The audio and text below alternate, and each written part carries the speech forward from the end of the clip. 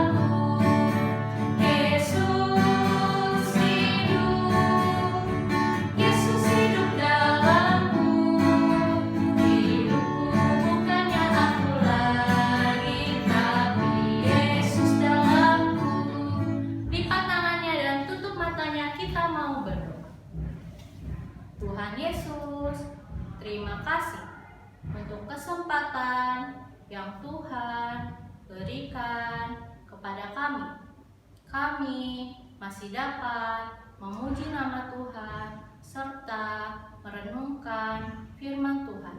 Pimpin kami agar kami boleh mendengarkan dengan baik.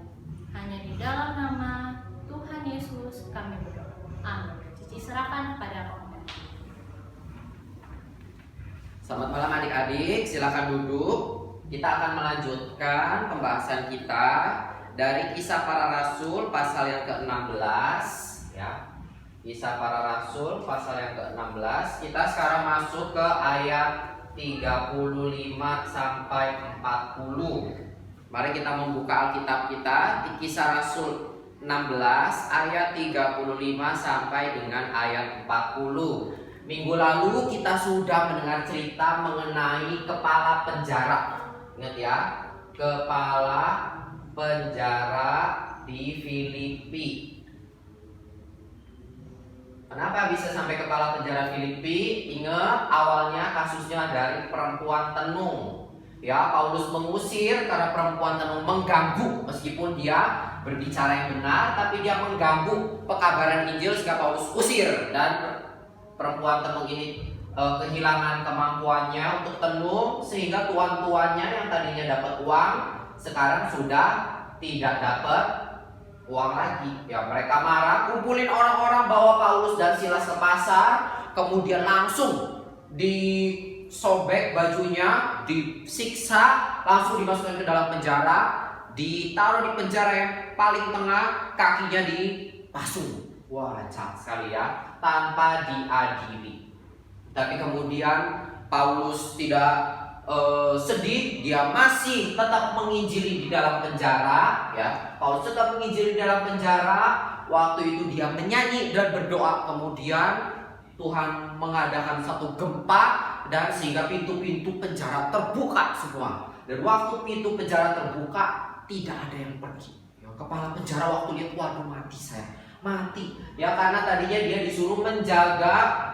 Kepala penjara harus jaga Paulus dan Silas baik-baik. Penjara yang tengah harus diperhatikan, jangan sampai mereka berdua lolos. Ya, kemudian Paulus, kepala penjara dengan takut karena hampir mati, dia sudah mau bunuh diri. Paulus bilang, jangan, kita semua masih ada di dalam. Jangan bunuh diri. Ya. Dengan gentar kepala penjara berlutut di hadapan Paulus dan Silas. Kemudian dia bertanya, bagaimana caranya agar aku bisa selamat?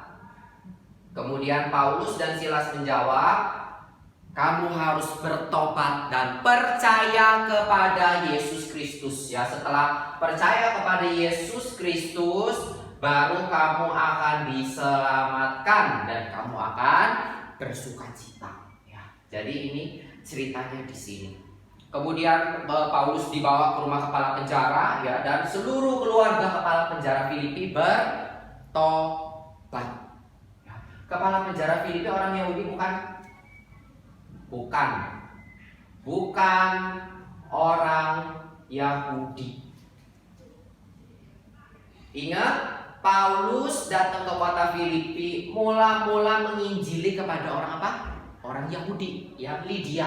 Tapi kemudian kepala penjara Filipi yang bertobat. Mereka yang bukan orang Yahudi justru bertobat. Ya, di saat, kalau kita lihat ya, di saat rasul-rasul memberitakan Injil di Yerusalem, ya, kemudian orang Yahudi semua sebel, tidak ada yang mau percaya. Yesus beritakan Injil, mereka tidak mau percaya. Maka sekarang Injil disebar kepada bangsa lain. Ya, sekarang bangsa yang bukan Yahudi memperoleh Injil dan diselamatkan.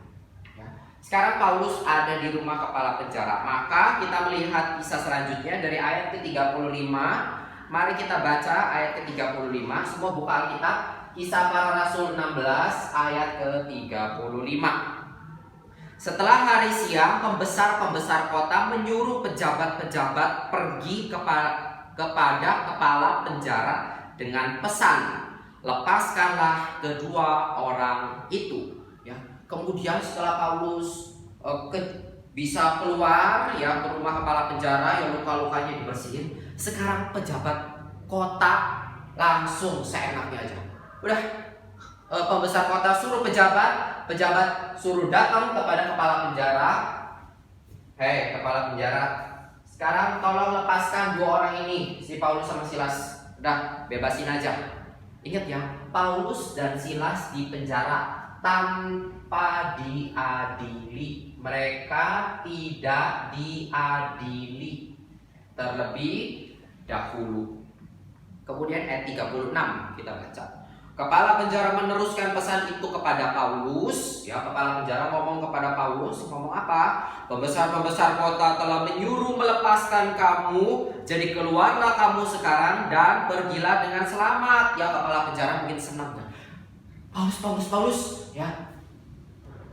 Pembesar kota kasih tahu saya, suruh bebasin kamu. Sekarang kamu bisa pergi dengan selamat bersama dengan Silas, ya. Kalau kamu jadi Paulus senang nggak? Untung aja akhirnya bisa dilepas dari penjara. Ya, senang ya kalau kita ya. Tetapi kita melihat apa yang Paulus katakan. Ayat 37. Tetapi Paulus berkata kepada orang-orang itu, tanpa diadili. Ayat ke-37, tanpa diadili mereka telah mendera kami, menyiksa ya, mendera kami. Tanpa diadili mereka telah mendera kami. Kemudian warga negara Roma di muka umum. Wah, ya, ini satu hal yang penting. Mereka berdua adalah ternyata warga negara Roma. Jadi Paulus dan Silas adalah warga negara Roma. Meskipun mereka orang Yahudi, mereka punya warga negara Roma. Ini mulai muncul masalah ya. Paulus bilang apa? Mau sekarang suruh kita bebas? Tanpa diadili mereka menyiksa saya dan Silas. Kami berdua adalah warga negara Roma, menyiksa di depan umum, lalu melempar ke dalam penjara. Sekarang mereka mau mengeluarkan kami dengan diam-diam? Tidak mungkin demikian. Ya, Paulus keras sekali dia berbicara. Biarlah mereka datang sendiri dan membawa kami keluar. Wah, waktu kita baca kisah ini, kok kayaknya Paulus seakan-akan sombong gitu ya. Paulus bilang apa? Tanpa diadili kami didera. Tanpa diadili kami dipenjara, ya. Padahal kami adalah warga negara Roma. Kami tidak mau. Waduh, ya kok kalau jadi Paulus mungkin akhirnya dibebasin. Wah, ya. Tapi Paulus bilang tidak, ya. Tanpa diadili kami disiksa, tanpa diadili kami dipenjara. Padahal kami warga negara Roma. Biarlah para pejabat kota harus datang sendiri yang membebaskan Paulus. Wah, Paulus gak mau pergi sendiri. Warga pejabat kota sudah pikir, udah diem aja, bebasin, udah biarin bebasin aja. Paulus bilang, tidak. Wah, kita waktu baca seakan-akan kayaknya Paulus sombong ya. Tetapi nanti kita akan melihat isi hati Paulus ya, orang yang luar biasa sekali. Kemudian kita melihat lagi ayat 38. Pejabat-pejabat itu menyampaikan perkataan itu kepada pembesar-pembesar kota ya. Pejabat kota kaget waktu, mereka warga negara Roma. Ingat, Romawi pada saat itu adalah yang berkuasa di seluruh dunia Alkitab pada waktu itu. Ya. Jadi kalau kita warga negara Roma, wah ini nggak boleh main asal-asal. Misalkan waktu Indonesia dijajah sama Belanda, ya. Kemudian ada orang yang warga negaranya Belanda, orang punya warga negara Belanda. Bolehkah kita orang Indonesia berani waktu itu yang dijajah kepada dia? Nggak berani, dia orang Belanda, dia punya warga negara penjajah kita. Wah, jangan main-main, nggak bisa main asal pukul-pukulin dia, bunuh dia, nggak berani. Dan waktu itu Paulus dan Silas adalah warga negara Roma, sehingga para pembesar kota Filistik kaget sekali. Mereka warga negara Roma? Ya, selama ini kita sudah derak, kita sudah penjara tanpa diadili. Ayat 38, pejabat itu menyampaikan perkataan kepada pembesar kota ketika mereka mendengar bahwa Paulus dan Silas adalah orang Roma, maka takutlah mereka. Waduh, para pembesar kota waktu dengar, mereka warga negara Roma, gak salah, mereka katanya tadi orang Yahudi. Kemarin para tuan-tuan perempuan tenung mengatakan mereka adalah orang Yahudi, mengajarkan adat istiadat orang Yahudi. Maka seluruh orang mau menghukum mereka berdua. Tapi ternyata Paulus bukan cuma orang Yahudi. Paulus punya warga negara Roma. Dan ini tidak main-main. Ya, dia punya warga negara Roma, termasuk Silas. Ya, maka kita lihat ya, Paulus punya bijaksana yang luar biasa. Waktu setelah dia berpisah dengan Barnabas, dia mengajak Silas yang juga punya warga negara Roma. Ya, mereka berdua. Paulus tidak mau dibebaskan secara diam-diam. Kemudian pembesar-pembesar kota sudah takut sekali. Waduh, gawat ini, bisa-bisa kita yang habis sama kaisar. Warga negara Roma kita perlakukan dengan cara seperti ini, kita tidak adili, kita derak, kita penjara. Kacau deh. Ayat 39. Mereka datang. Ngapain mereka? 39. Mereka datang minta maaf, lalu membawa kedua rasul itu keluar dan memohon supaya mereka meninggalkan kota. Mereka minta maaf ya Tuhan, maaf ya Tuhan Paulus, maaf ya Tuhan Silas, maaf ya kami salah, kami nggak tahu kalau kalian warga negara Roma. Sekarang mohon pergi dari kota Filipi, tolong pergi. Mereka takut sekali karena tahu ternyata Paulus orang Roma. Kemudian di ayat 40, lalu mereka meninggalkan penjara itu dan pergi ke rumah Lydia. Dan setelah bertemu dengan saudara-saudara di situ dan menghibur mereka, berangkatlah kedua rasul. Ya, setelah dibebaskan, Paulus pergi ke rumah Lydia. Wah, dia masih menguatkan orang, masih memberitakan Injil, masih menghibur saudara-saudara. Baru kemudian Paulus dan Silas berangkat lagi. Ya, di sini kita melihat Paulus tidak mau dibebaskan dengan cara diam-diam. Kenapa ya? Ada yang pikir, wah, kenapa dia nggak mau secara bebaskan diam-diam? Udah bagus mau dibebasin, sekarang malah menolak lagi. Ingat yang suruh Paulus ke Makedonia siapa? Ini Filipi itu daerah Makedonia ya. Siapa yang menyuruh ke Makedonia? Roh Kudus. Paulus awalnya mau nggak ke Makedonia? Bukan. Rencana Paulus maunya ke Asia, kemudian ke Bitinia. Tapi sekarang Roh Kudus suruh mereka pergi ke Makedonia. Ya, melalui penglihatan mereka melihat orang minta tolong di seberang situ ya Makedonia. Kemudian Paulus pergi. Siapa yang menuntun? Roh Kudus. Kalau Roh Kudus yang tuntun, harusnya jalannya lancar atau tidak? Harusnya, oh Paulus dituntun Roh Kudus. Waktu sampai langsung disambut semua orang, langsung disalamin tangan sama para pejabat. Tidak.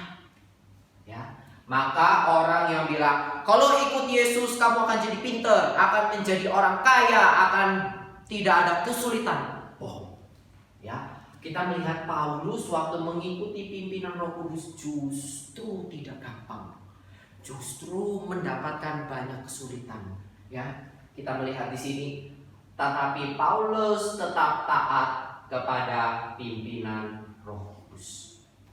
Loh, Paulus bisa sekali marah. Tuhan yang suruh saya pergi, saya sudah tidak mau pergi. Waktu saya pergi, saya malah diborgol, saya malah dilempar ke penjara, saya malah disiksa.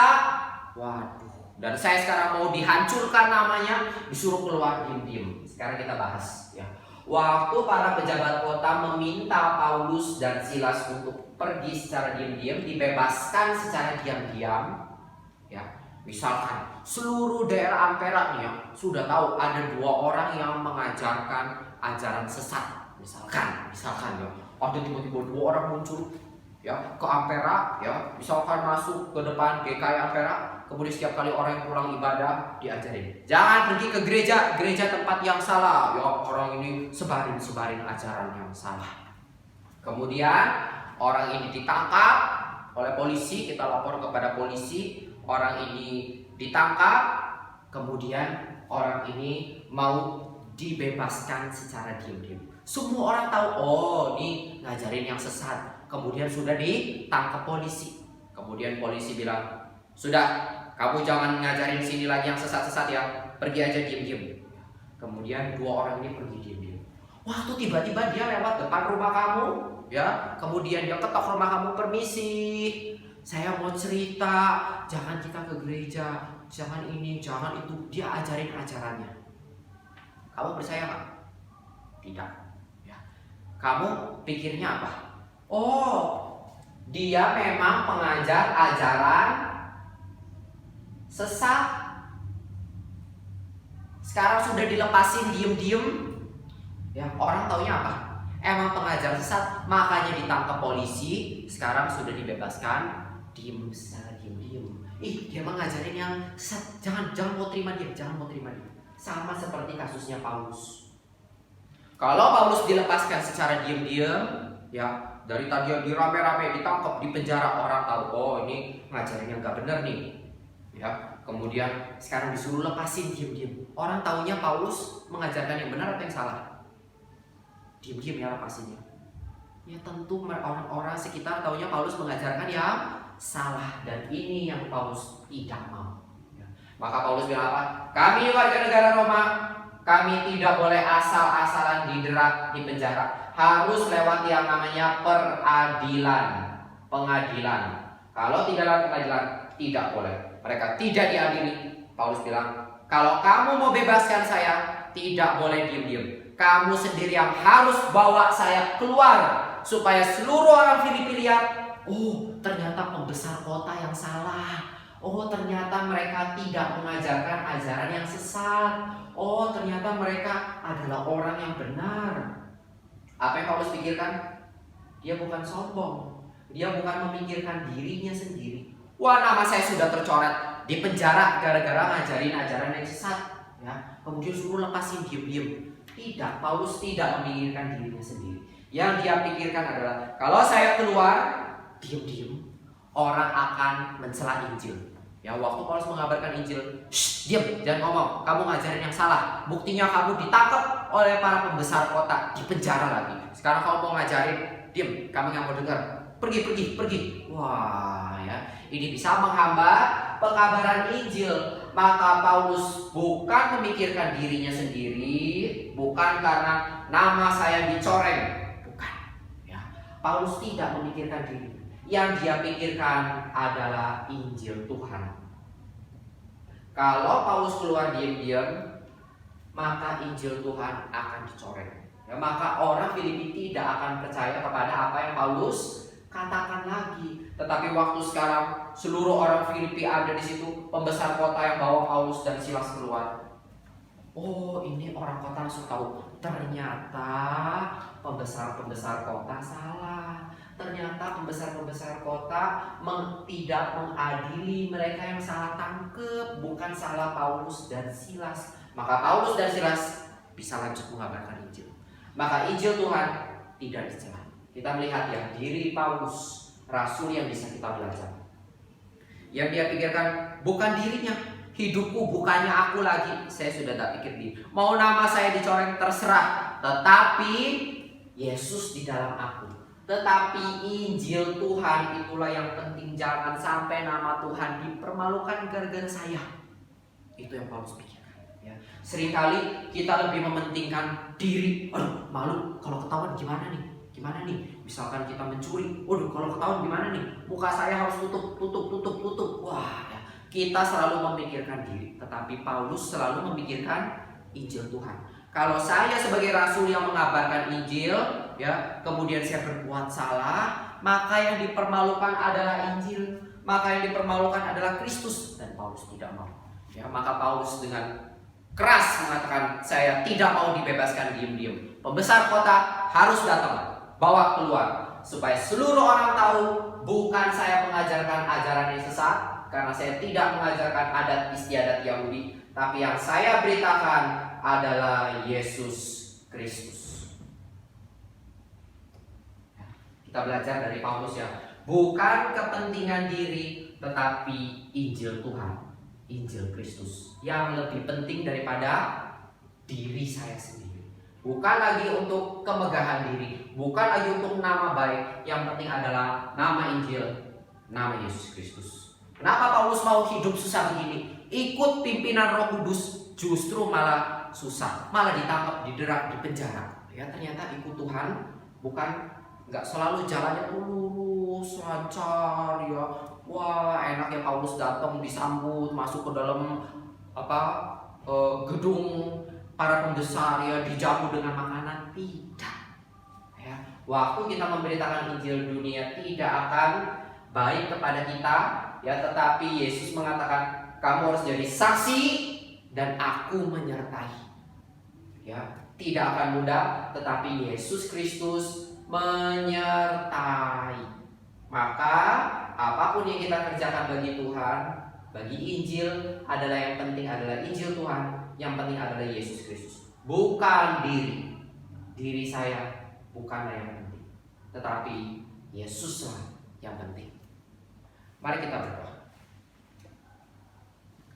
Tuhan, kami bersyukur kembali untuk kisah Paulus yang kami pelajari hari ini. Kami bersyukur untuk teladan yang Rasul Paulus berikan.